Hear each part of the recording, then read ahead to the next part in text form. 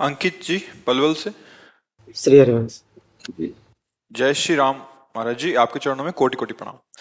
प्रभु जी मेरा प्रश्न ये है कि क्या हम अपने दिमाग को इतना तेज कर सकते हैं कि कोई भी चीज को एक बार सुने फिर उसे कभी ना भूलें? ब्रह्मचर्य, ये ब्रह्मचर्य से हो सकता है, और तो इतनी सामर्थ्य नहीं है।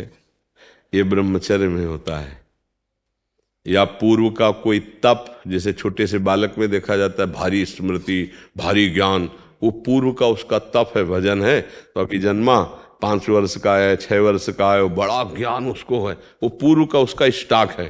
पर इस जन्म में हम स्मृति को अगर, तो वो ब्रह्मचर्य ही है। अगर हम ब्रह्मचर्य का नाश करेंगे तो स्मृति नहीं रहेगी।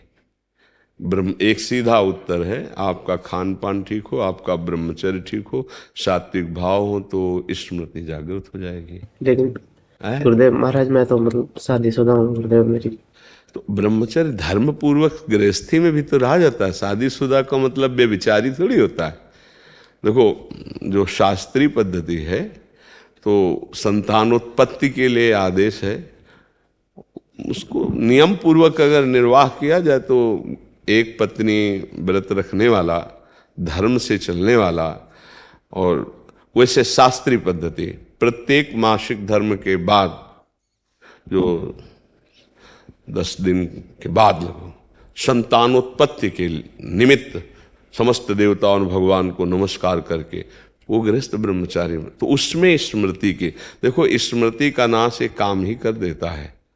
कामा संजायते क्रोधा, क्रोधा स्मृति विभ्रमा, और स्मृति भ्रंशात बुद्धिनाशो, और बुद्धिनाशात प्रणश्यति।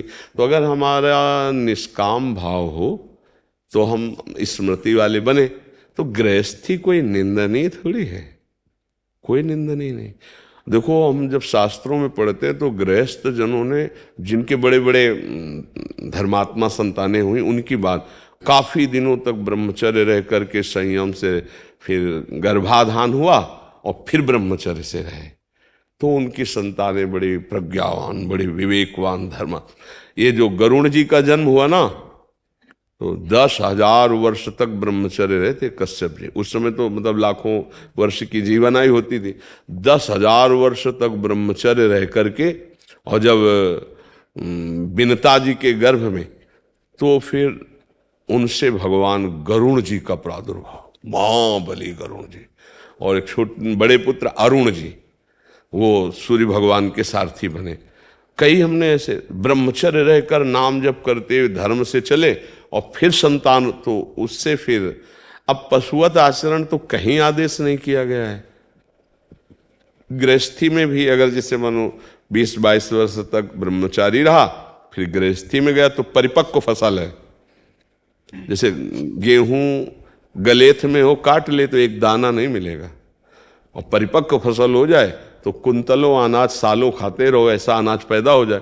तो ऐसे वीर भी परिपक्व होता है, ब्रह्मचर्य भी।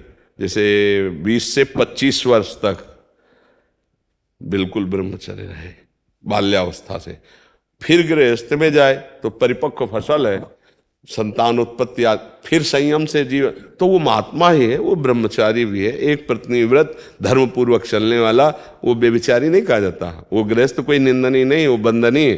अब हम लोग पैदा कहाँ हुए? गृहस्थों से ही तो ये ना। कोई भी परम बड़े बड़े परमहंस कहाँ पैदा हुए? धन्य है वो माता पिता, वो भी तो गृहस्थी में थे, जिनके बड़े बड़े महापुरुष प्रकट हुए।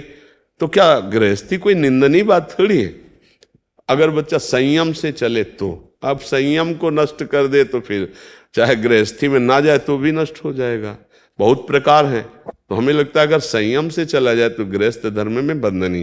पर स्मृति जो है वो ब्रह्मचर्य से, मतलब वीर शक्ति ही स्मरण को बहुत जोर किए पवित्र रखती है, बहुत स्मृति जागृत हो जाती है। पर ब्रह्मचर्य पर महत्व दे। अब ऐसा थोड़ी कि कोई मनमानी आचरण करे। क्यों बच्चा?